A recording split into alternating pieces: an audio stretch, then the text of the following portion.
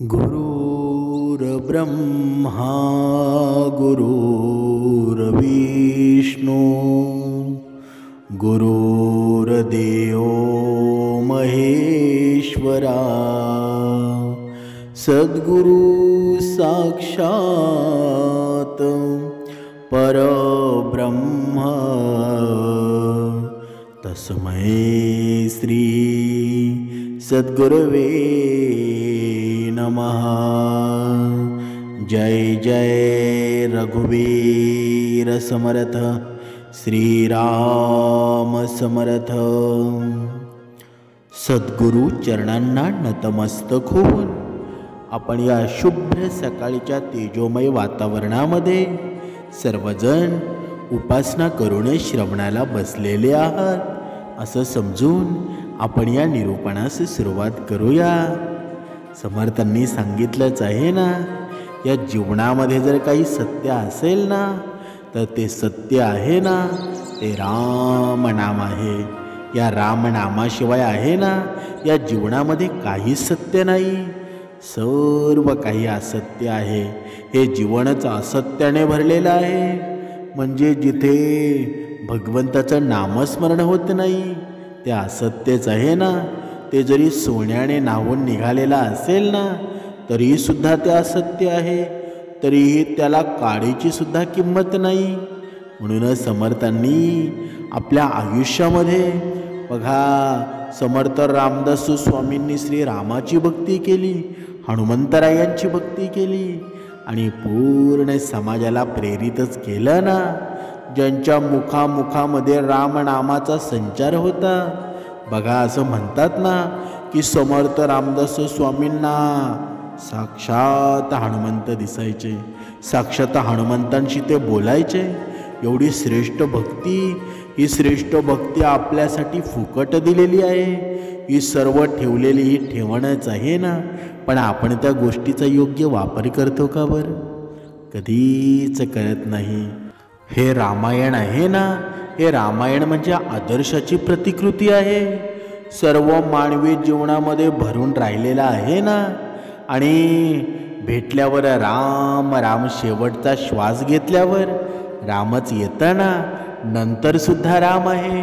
म्हणजे आयुष्याचं श्रेष्ठत्व निर्माण करणारी सुरुवात सुद्धा राम आहे आणि शेवट करणारा सुद्धा राम आहे। म्हणजे एखाद्या आयुष्यातील निरर्थकपणा दाखवण्यासाठी आहे ना त्याच्या जीवनामध्ये राम नाही असंच म्हटलं जातं।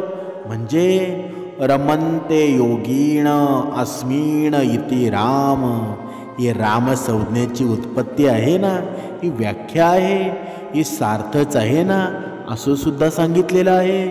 म्हणजे तुम्ही विचार करू शकता, रामायण घडून 2 युगे लोटली, लाखो वर्षाचा काळ गेला, तरीही आजही आहे ना रामराज्याची संकल्पना मांडली जाते। किंबहुना रामराज्य यावं अशी आस आपण धरलेली आहे ना। श्रीरामांनी अनेक विधी आदर्श समाजाला घालून दिले, स्वतः राम त्या आदर्शावर जगले, लोकांना जगवलं आणि आदर्शावर चालण्याचा मार्गही दाखवला ना। त्यापैकी एक म्हणजे रामराज्य आहे। आणि आजच्या आपण पुढाऱ्यांचा जर विचार केला ना, या कलियुगामध्ये हे श्रेष्ठत्व निर्माण करणारं हे रामराज्य आहे ना, प्रत्येकाच्या मनामध्ये आहे की माझ्या रामाचं राज्य आलं पाहिजे। पण या कलियुगामध्ये राम तयार होतो का बरं, हा सुद्धा प्रश्न निर्माण झालेला आहे। जेव्हा हा राम निर्माण होईल तेव्हा रामाचं राज्य येईल ना। नाहीतर आताचे मंत्री संत्री किती भ्रष्टाचारी निघालेले आहेत, त्यांच्याकडून आपण अपेक्षा ठेवतो का बरं? कधीच ठेवत नाही। म्हणून आपल्या समाजामध्ये, आपल्या या भारतभूमीमध्ये श्रीराम जन्माला यावंच असं वाटत असेल ना तर अगोदर आपल्या स्त्रीला आपण सन्मान द्यायला हवा, तेव्हा श्रीराम जन्माला येईल ना। आपल्या जीवनामध्ये आपली कर्म सर्वश्रेष्ठ व्हायला हवी। म्हणजे रावणाच्या वधानंतर बघा, श्रीराम ज्यावेळी गेलेले होते ना त्यावेळी 14 वर्षांनी श्रीराम अयोध्येला परतल्यानंतर राज्याभिषेकच करण्यात आला ना, तेव्हापासून रामराज्य सुरू झालं। श्रीरामांप्रमाणे रामराज्य एक आदर्शच होतं ना. म्हणजे आजच्या काळात सुद्धा आहे ना, रामराज्य लोकांना हवंसं वाटतं. हे रामराज्याची आसक्ती आहे ना, अजूनही लोकांच्या मनामध्ये दिसते. म्हणजे खुद्द श्रीरामांनी स्थापन केलेले हे रामराज्य आहे ना, पुढे हजारो वर्ष पुढील पिढ्यांनी राखलं असं सुद्धा म्हटलं जातं. म्हणजे वाल्मिकी रामायणामध्ये उल्लेख आलेला आहे. भरत रामराज्याचा उल्लेख करताना काही प्रसंग देण्यात आलेले आहेत. भरत श्रीरामांना सांगतो, हे राघवा, तुझा राज्याभिषेक होऊन आहे ना 1 महिन्याहून अधिक काळ लोटला आहे. आता सर्वजण निरोगी दिसत आहेत. केवळ मानवावर नव्हे तर प्राण्यांवरही रामराज्याचा प्रभाव दिसत आहे. असे विविध जीव आहेत ना, प्राणीही सुखात असल्याचं प्रतीत होत आहे. म्हणजे हे आनंदाचं वातावरण पूर्ण ग्रामस्थांमध्ये आहे. मेघातून अमृतासारखा वर्षाव होत आहे आणि वारा अशा प्रकारे वाहतो ना की त्याचा स्पर्श आम्हाला आनंददायी वाटतो. असा प्रभावशाली राजा दीर्घकाळ आम्हाला लाभावा अशी कामना प्रजा करत आहे, असं वर्णन आहे ना रामराज्याला सुरुवात झाल्यानंतर भरतानं केलेलं आहे. म्हणजे या पूर्ण माहितीच्या आधारे आपल्याला हे कळून येतं की श्रीरामांचं नामस्मरण आपल्या जीवनाचं सार आहे ना. पण आपण मात्र ते कधीच करत नाही. आपण मात्र ते निरर्थक मानत असतो. आपण आपल्या जीवनामध्ये जगत असतो, पण भगवंताचं नामस्मरण आपल्याला होत नाही. समर्थांनी मनाच्या श्लोकांमध्ये वर्णन केलेलं आहे. मुखी नाम नाही तया मुक्ती कैची, अहंता गुणे यातना ते फुकाची, पुढे अंत येईल तो दैनवाना, म्हणोनी म्हणा रे म्हणा देवराना. जय जय रघुवीर समर्थ. बघा, ज्याच्या मुखी रामनाम येत नाही ना त्याला मुक्ती कुठून मिळणार बरं. मग मनुष्य जीवनामध्ये अशा काही गोष्टी करत असतो की त्याच्या मुखामध्ये तर रामनाम नाहीच, पण त्याच्या मुखामध्ये एवढ्या शिवीगाळ करतो ना की त्याच्या जीवनामध्ये दुःखाशिवाय दुसरं काही राहत नाही. सदा त्याच्या जीवनामध्ये दुःख असतं. आणि मग एक वेळ त्याच्या जीवनात अशी येते ना की तो जीवनामध्ये स्वतःला संपवण्याचा प्रयत्न करतो, जीवनामध्ये आत्महत्या करण्याचा प्रयत्न करतो. पण त्या जीवाला हे कळत नाही, त्या मनुष्याला हे कळत नाही की जर मी रामनाम घेतलं तर माझ्या सर्व प्रश्नांची उत्तरं आपोआप मला मिळून जातील. पण मनुष्याचं आहे कसं बरं. अहंकारामध्ये तो जगतो, अहंकारामध्ये विनाकारण यातना भोगीत असतो. हा मनुष्याच आहे ना एक वेळ दैन्यवानं मरणच येणार आहे. म्हणून भगवंताचं नाव घेत राहावं ना. म्हणजे मनुष्याचा मृत्यू आहे ना तो नक्कीच ठरलेला आहे. मग या मुखामध्ये रामनाम घ्यायला काय जातं बरं तुझं. बघा, समर्थांनी सांगितलंच आहे ना, या ज्या जीवनामध्ये रामनाम नाही ना ते जीवन व्यर्थ आहे. हरिनामणे मस्त पाषाण तारी, बहुतारिले मानव देहधारी, तया रामनामी सदा जो विकल्पी, वदेना कदा जीव तो पापरूपी. बघा, एवढं सुंदर वर्णन केलेलं आहे ना. समर्थ रामदास स्वामींनी सांगितलेलं आहे की या रामनामामुळं आहे ना त्या सेतुबंधनाचे प्रसंगी आहे ना पाषाणसुद्धा तरंगू लागलं. या रामनामामुळं अनेक मनुष्यांचा उद्धार झाला. ज्याला वाटतं ना की नामामुळं काय होणार आहे, तो मनुष्य पापी असतो. तो मुखाने रामनाम कधी घेत नाही. उलट जो रामनामावर शंका निर्माण करतो त्याच्या जीवनामध्ये पापच निर्माण होतं ना. म्हणून भगवंताप्रती आहे ना प्रश्नचिन्ह उपस्थित करू नका. कारण या जगाचा निर्माता भगवंतच आहे ना, हे रामरूपी शस्त्र आहे ना, ते कधी कोणाला भेदेल ना हे सांगता येऊ शकत नाही. नव्हे तर भगवान शिवानं सुद्धा रामनामाचा उच्चार केला. जर आपली काही गोष्ट आहे, आपण तर मानव आहोत. आपण हा दसरा सण दरवर्षी साजरा करतो ना, पण हे दसऱ्याचं महात्म्य आहे, ही दसऱ्याची कथा आहे ना, ती मनुष्याला काय प्रेरित करते बरं? मनुष्याच्या जीवनातील अहंकार आहे ना, तो कायमचा जळून जावा म्हणून आपण रावणाचं दहन करतो ना, पण आपल्या मनातला अहंकार मात्र दहन करत नाही. समर्थांनी मनाच्या श्लोकांमध्ये दासबोधामध्ये श्रीरामाची महती सांगितलेली आहे ना, की मनुष्याने मनावर कंट्रोल कसा करावा. मनुष्याचं मन हे अधिक हळुवार असतं. जसं त्याला वळवावं ना तसं ते वळून जातं. जसं त्याला हवेत सोडावं तसं ते हवेत राहून जातं. कधी आकाशी जातं, कधी पाताळी जातं. म्हणजे त्या मनाचा भरोसा नाही. पण त्या मनाला एकचित्त करायचं असेल ना, तर श्रीरामाच्या नामस्मरणाशिवाय दुसरं काहीच नाही. म्हणून भक्ती गरजेचीच आहे. ज्या वेळेला मनुष्याला ऑक्सिजनची गरज असते ना, त्या प्रकारे मनुष्याच्या मनाला भक्तीची गरज आहे. म्हणून हा दसरा सणसुद्धा का साजरा केला जातो बरं? बघा, तुम्हाला एक गोष्ट सांगण्याची गरज नाही, सर्व काही तुम्हाला माहीत आहे.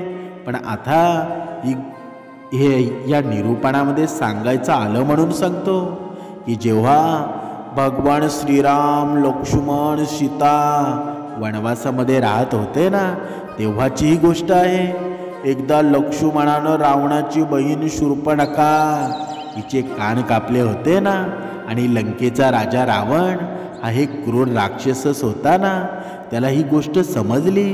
रावण खूप संतापला आणि त्यानं या गोष्टीचा बदला घेण्याचं ठरवलं. रावणाने एका साधूचं रूप घेतलं आणि देवी सीतामातेचं अपहरण केलं. पण आता ती देवी सीतामातेचं अपहरण केलं, ती देवी सीतामाता होती का? बघा, ही गोष्ट भरपूर मोठी आहे.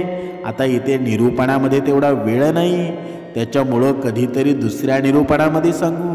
बघा, ती खरी सीतामाता नव्हती, तर ती दुसरीच होती ना. म्हणून भगवान श्रीरामांना आहे ना, हे सीतेमातेचं अपहरण झाल्याचं समजलं. त्यांनी भक्त हनुमान, त्यांचा भाऊ लक्ष्मण, सर्व वानरसेना घेऊन सुग्रीव यांच्यासह देवी सीतेची सुटका करण्याची योजना आखली. तत्पूर्वी श्रीरामांनी माता दुर्गेची पूजा आहे ना आणि आराधनेला सुरुवात केली.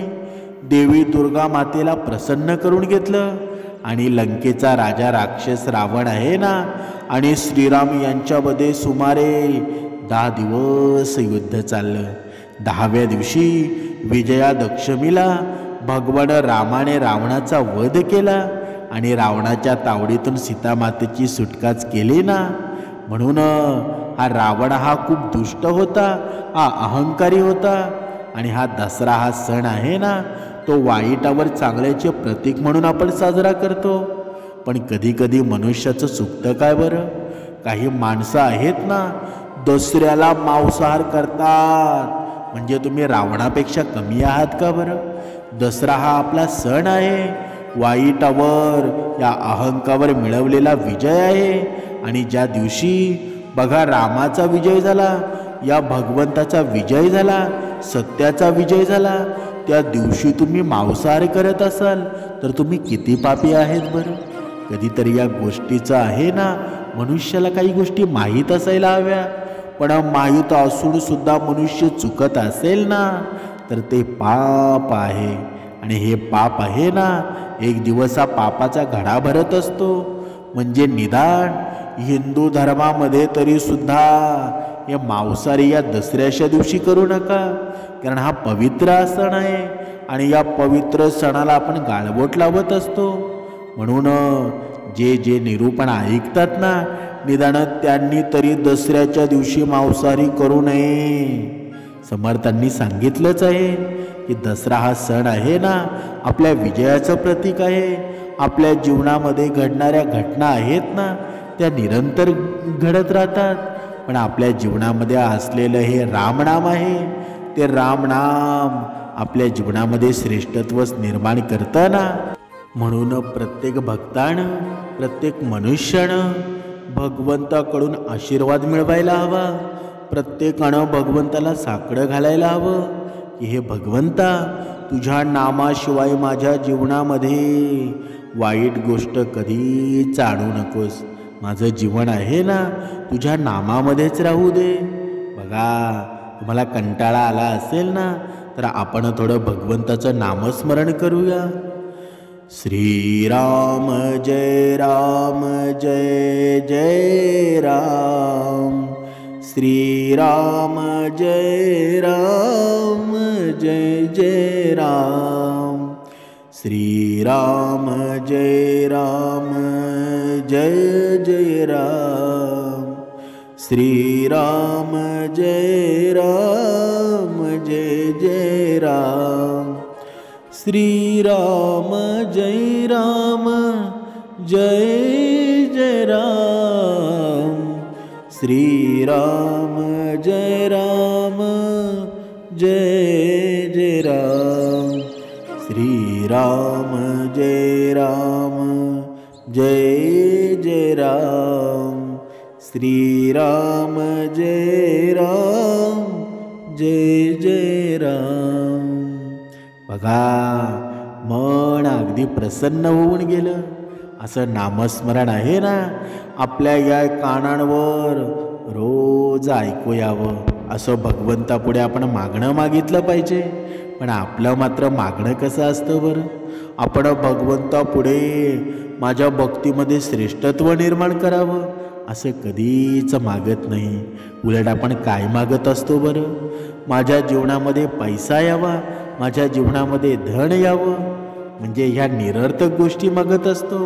पण आपण माझं भक्ती मार्गामध्ये मन राहावं, मन तसंच चांगल्या पद्धतीनं राहावं असं आपण कधी मागतो का बरं?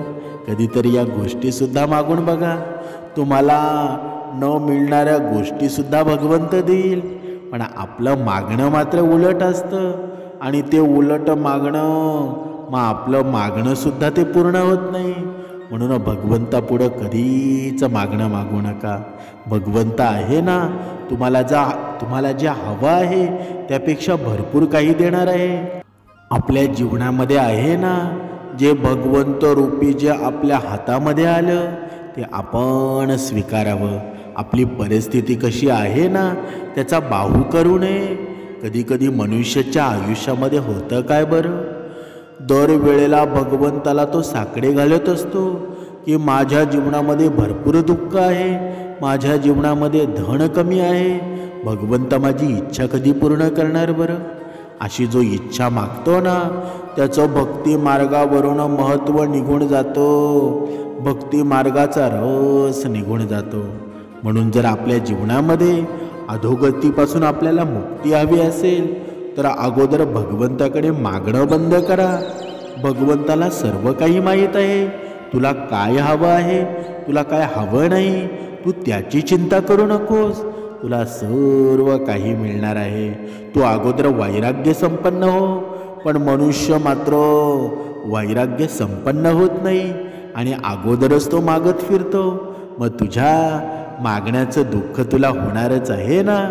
म्हणजे समर्थांनी वर्णन केलेलं आहे, नसे गर्व अंगी सदा वीतरागी, क्षमा शांती भोगी दया दक्ष योगी, नसे लोभतो नाशोभना दैनवाना, यही लक्षणी जाणीजे योगी राणा. म्हणजे हा वैराग्य संपन्न कोण असतो बरं? ज्याच्या अंगी गर्व नसतो, ज्याच्या अंगी अहंकार नसतो, ज्याच्या अंगी लोभ नसतो. जो नित्य वैराग्य संपन्नच असतो ना, जो समाक्षील असतो, ज्याचं मन शांत असतं असा दयाळू योगी जो असतो ना, त्याला कधीही लोभ होत नाही, तसंच तो शोभही होत नाही, तो कधीही दिनवाणा नसतो. या लक्षणांनी योगीराज ओळखावा ना. पण आपण मात्र या जीवनामध्ये मनुष्य ओळखायला चुकतो. पण ज्याची भीती आपल्या मनामध्ये असते ना, मग तेच आपल्या जीवनामध्ये घडून येतं. समर्थांनी सांगितलेलं आहे, तुझ्या जीवनामध्ये जर तुझं शरीर तुला सांभाळता येत नसेल, बघा समर्थ रामदास स्वामींनी आहे ना, जेवढी भक्ती मार्गामध्ये त्यांना रस होता ना, जेवढा श्रीरामांच्या भक्तींचा त्यांनी जेवढा प्रसार केला, तेवढं मनुष्याचं शरीर आहे ना, ते शरीर चांगलं राहावं, हे शरीर सुदृढ राहावं ना. तेव्हा जिथे जिथे हनुमंतांची मंदिरं त्यांनी स्थापित केली ना, तिथे तिथे त्यांनी व्यायामशाळासुद्धा स्थापित केल्या. म्हणजे एकच संत मनुष्याच्या जीवनामध्ये कशा अधोगतीपासून वाचवू शकतात ना, हे समर्थ रामदास स्वामींच्या पूर्ण त्या चारित्र्यामधून दिसून येतं, पूर्ण त्या माहितीनुसार आपल्याला भेटतं, पूर्ण मनाच्या श्लोकांमधून दिसून येतं. म्हणजे आपल्या समाजातली मुलं आहेत, त्यांचं शरीर सुदृढ राहावं. कारण आपल्याला सुद्धा माहीतच आहे ना, जर मनुष्याला भक्ती करायची आहे, पण भक्ती करण्यासाठी आपलं शरीरच चांगलं नसेल, आपल्या शरीराची ठेवणच चांगली नसेल, आपल्या नसामुक्त नसतील, तर या शरीरातून प्राण निघून जाईल ना. म्हणून शरीरसुद्धा चांगलं असायला हवं. म्हणून रामदास स्वामींनी जिथे जिथे हनुमंताची मंदिरं स्थापन केली ना, हनुमंताची मंदिरं उभारली, तिथे तिथे व्यायामशाळासुद्धा सुरू केल्या. म्हणजे ही भक्ती खरी मनाने झाली ना, तर त्या भक्तीचा सुगंधसुद्धा पूर्ण जगामध्ये दरवळत असतो. समर्थांनी मनुष्याच्या वागण्याचं सुद्धा वर्णन केलेलं आहे. हे मन आहे ना, या मनामध्ये काय गेल्यानंतर मनुष्य चांगला वागतो, या मनामध्ये काही केल्यानंतर मनुष्य चांगला परावर्तित होत असतो. म्हणजे याचं विस्तृत वर्णन समर्थांनी मनाच्या श्लोकांमध्ये केलेलं आहे. म्हणजे ज्या मनुष्यामध्ये सर्व काही गुण असतात ना, आता गुण कोणते बरं? म्हणजे विचारपूर्वक वागणं, अहंकार नसणं. बघा मनाच्या श्लोकांमध्ये वर्णन आलेलं आहे. विचारोणी बोले विवंचोणी चाले, तयाचेणी संतप्ततेही निवाले, बरे शोधिल्या न बोलो नको हो, जणी चाळणे शूधने मस्त राहो. जय जय रघुवीर समर्थ. बघा जो मनुष्य आहे ना, जो नेहमी विचारपूर्वक बोलतो आणि विचारपूर्वक वागतो ना, त्या मनुष्याच्या सहवासाने सुद्धा आहे ना, बघा त्रस्त झालेले लोकसुद्धा संतुष्ट होतात. म्हणजे मनुष्याचं वागणं कसं असावं बरं? मनुष्याचं वागणं आहे ना, जर एखादा मनुष्य भरपूर त्रासामध्ये असेल, एखादा मनुष्य संकटामध्ये असेल, तर आपण जावं आणि त्याचं संकट दूर व्हावं. तो दुःखामध्ये असेल, आपल्याकडे 2 तास बसला ना, आपल्याकडे 2 मिनिट बसला की त्याचं सर्व दुःख विसरून जावं, असं मनुष्याचं वर्तन असावं ना. नाहीतर काही मनुष्य कसे असतात बरं? या समाजामध्ये जेव्हा आपण वावरतो ना, की कधी कधी असं वाटतं हा मनुष्य माझ्या घरात 2 मिनिटसुद्धा बसू नये. म्हणजे एवढे निगेटिव्ह विचाराचे असतात. पण समर्थांनी आपल्याला सुंदर जीवन जगायला शिकवलेलं आहे. आपल्या जगण्यामुळं आहे ना, समोरचा व्यक्तीसुद्धा विचार करतो, या माणसाचा स्वभाव किती गोड आहे, याच्या वाणीमध्ये किती गोडपणा आहे, किती प्रेमळ स्वभाव आहे. हा मनुष्य आहे ना, माझ्या घरामध्ये अजून 1 तास बसावा असं वाटतं. तसं आपण अगोदर तसं होतो का बरं? समर्थांचे हे विचार आपल्या जीवनामध्ये निर्माण झाले, श्रीरामांची भक्ती आपल्या जीवनामध्ये आली, तेव्हाच आपलं सर्व जीवन बदलून गेलं. आणि आजही आपल्याला प्रचिती येत आहे. म्हणून ज्या प्रकारे श्रीरामांनी रावणाला पूर्ण पराजित केलं ना, रावणाचा अहंकार पराजित केला, पण श्रीरामांनी मात्र तो पराजित केला. पण मनुष्याचा अहंकार मात्र, मनुष्याच्या मनातला जो रावण आहे ना, तो अजूनही जागृत आहे. जोपर्यंत तो रावण जात नाही ना, जोपर्यंत तो राक्षसाचा आपण नायनाट करत नाही, तोपर्यंत खरा दसरा निर्माण होणार नाही. म्हणून हा दसरा सण आहे ना, जोपर्यंत या अंतररूपामध्ये असलेला रावण, या रावणाची आपण राख रांगोळी करत नाही ना, तोपर्यंत खरा दसरा निर्माण होणार नाही. म्हणून आज आहे ना, आपल्याला या पूर्ण मनातून अहंकार रूपी रावणाला काढून टाकायचं आहे. आणि मग आपल्या श्रीरामाची जागा आहे ना, भगवंताची जागा ती आहे. म्हणून जोपर्यंत हा रावण जात नाही, तोपर्यंत भगवंत तिथे बसणार नाही. म्हणून वाईट विचार सोडून द्या, परस्त्रीचं गमन करू नका. आपल्या जीवनामध्ये परधन भयावच आहे ना, या सर्व नियम पाळा. तुमच्या जीवनामध्ये आहे ना, कल्याणकारी जीवन निर्माण होईल. तुमच्या जीवनामध्ये उपासना निर्माण होईल. तुमच्या जीवनामध्ये श्रवण निर्माण होईल.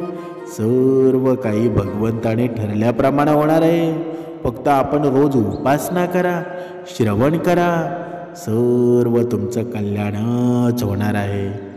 जय जय रघुवीर समर्थ.